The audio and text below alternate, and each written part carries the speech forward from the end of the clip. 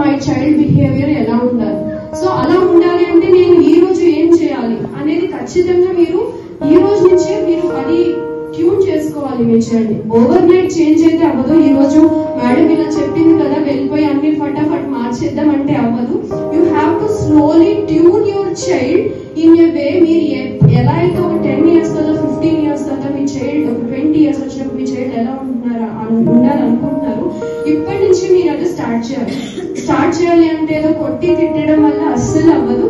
It is only through love you can change your child.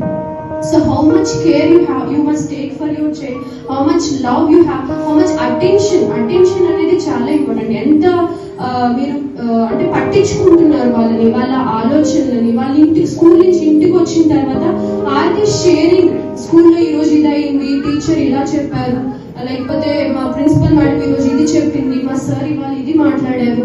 So అలాగా మీ దగ్గరకు వచ్చి share చేసుకునేంత ఫ్రీడమ్ మీరు మీ పిల్లలకి ఇస్తున్నారా, అది చాలా ఇంపార్టెంట్. అది which shows that you are having attention అనమాట. అంటే పిల్లలు కూడా అది ఉంటుంది, అంటే my parents are giving me attention.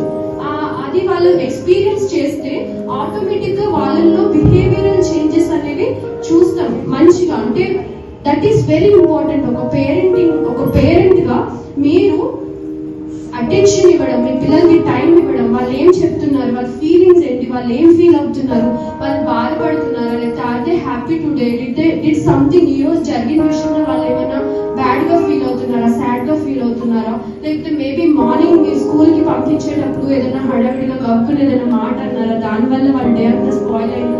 అది టేక్ సమ్ టైం. ఈవినింగ్ కాసేపు వాళ్ళతో కూర్చోండి, టేక్ సమ్ టైం. ఎవ్రీడే ఒక హ్యాబిట్ చేయండి, వాళ్ళకి మాట్లాడండి వాళ్ళతోటి. సేమ్ అంటే మీరు వాళ్ళని ఎలా ఉండాలనుకుంటున్నారో వాళ్ళతో మెల్లిగా చెప్పండి.